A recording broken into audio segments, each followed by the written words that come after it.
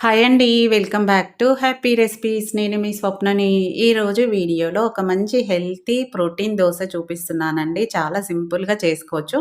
Taste కూడా చాలా బావుంటుంది. ఇడ్లీ పిండి, దోస పిండి లేనప్పుడు అప్పటికప్పుడు సింపుల్‌గా చేసేసుకోవచ్చు. అలాగే ప్రోటీన్ లోపం ఉన్న వాళ్ళు కూడా, అలాగే డైట్ చేసేవాళ్ళు మార్నింగ్ బ్రేక్‌ఫాస్ట్‌గా కానీ, ఈవినింగ్ డిన్నర్ టైంలో కానీ తినడానికి కూడా చాలా బావుంటుంది. పొట్ట టైట్‌గా ఉంటుందండి. వెంటనే ఆకలి కూడా వేయదు. ప్రోటీన్ ఎక్కువగా ఉండే దోస కాబట్టి చాలా మంచిది హెల్త్‌కి. డెఫినిట్‌గా ట్రై చేయండి.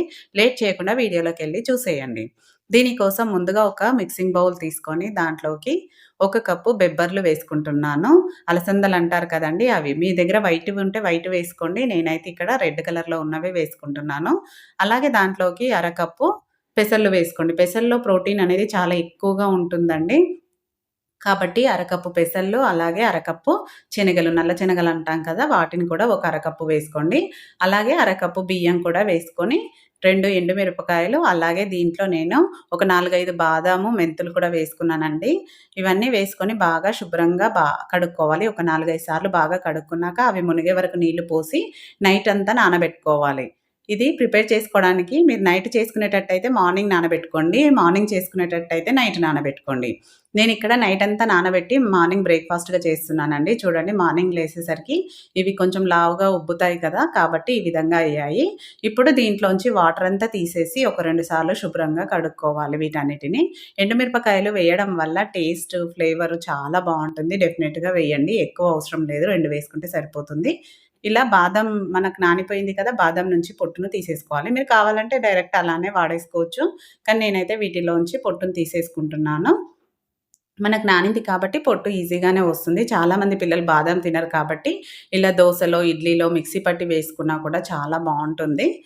ఇలా అన్నీ పొట్టు తీసేసి వేసుకున్నాక ఇప్పుడు ఒక మిక్సీ జార్ తీసుకోవాలి. మిక్సీ జార్ తీసుకొని దీన్ని కొంచెం కొంచెంగా వేసుకొని వాటర్ పోసుకుంటూ గ్రైండ్ చేసుకోవాలి. మెత్తగా మనకు దోస పిండి ఏ విధంగా ఉంటుందో దానికంటే కూడా మెత్తగా గ్రైండ్ చేసుకోవాలి.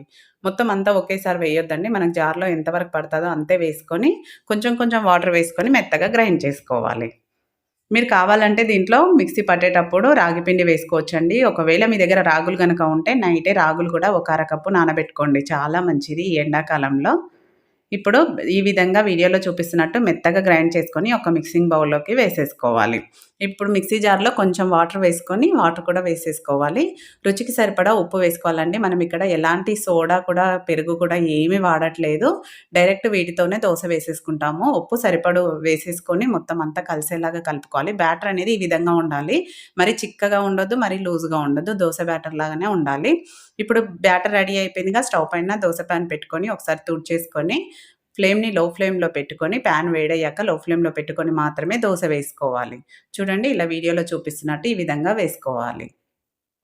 మీకు ఒకవేళ క్రిస్పీగా కావాలి అంటే లో ఫ్లేమ్‌లోనే మంచి కలర్ వచ్చే వరకు కాల్చుకుంటే ఈ దోస అనేది క్రిస్పీగా వస్తుందండి. లేదు మనకు సాఫ్ట్‌గా కావాలి అంటే మాత్రం కొంచెం మీడియం ఫ్లేమ్‌లో పెట్టుకొని ఇలా మంచి కలర్ వచ్చాక రెండో వైపుకి కూడా మీరు కావాలంటే వేసుకోండి. లేదంటే వేసుకోకపోయినా పర్వాలేదు. నేనైతే కొంచెం ఒక నిమిషం పాటు వేసుకున్నాను. అది తడి అంతా పోయాక ఆయిల్ కూడా వేసేసుకొని ఆయిల్ కానీ, నెయ్యి కానీ వేసుకొని ఇలా మంచి కలరొచ్చాక తీసేసుకోవడమే. నేనిక్కడ సాఫ్ట్‌గా చేసుకుంటున్నాను కాబట్టి ఇలా వచ్చాయండి. మీరు క్రిస్పీగా కావాలి అంటే లో ఫ్లేమ్‌లో కాల్చుకున్నారంటే దోస క్రిస్పీగా వస్తుంది. అలాగే టేస్ట్ కూడా చాలా బావుంటుందండి. పిల్లలే కాదు, పెద్దవాళ్ళు ఎవ్వరైనా ప్రోటీన్ లోపం చాలా తక్కువ ఉన్నవాళ్ళు, జుట్టు ఊడిపోతున్నా ఇలా దోసలు వేసుకొని తిన్నారంటే చాలా బావుంటుంది. డెఫినిట్‌గా ట్రై చేయండి. వారంకి ఒక 2, 3 సార్లు ఇలా తిన్నారంటే మన బాడీకి కావాల్సిన ప్రోటీన్ ఈజీగా అందుతుంది. కాబట్టి తప్పకుండా ట్రై చేయండి. దీని కాంబినేషన్‌గా నేనైతే అల్లం పచ్చడి చేశానండి. మీరు కావాలంటే పల్లీ చట్నీ కానీ, కొబ్బరి చట్నీ కానీ ఏది చేసుకున్నా కాంబినేషన్ చాలా బావుంటుంది. డెఫినెట్‌గా చట్నీ కానీ ఏ దాంతో సర్వ్ చేసినా చాలా టేస్టీగా ఉంటుంది కాబట్టి తప్పకుండా ట్రై చేయండి. ట్రై చేశాక మీకెలా కుదిరిందో ఫీడ్‌బ్యాక్ పెట్టండి. నచ్చిందా వీడియో? నచ్చితే లైక్ చేయండి, షేర్ చేయండి, సబ్స్క్రైబ్ చేసుకోవడం మాత్రం మర్చిపోకండి. అలాగే హైప్ కూడా ఇవ్వండి. తప్పకుండా హైప్ ఇచ్చి నన్ను సపోర్ట్ చేయండి. Thank you for watching.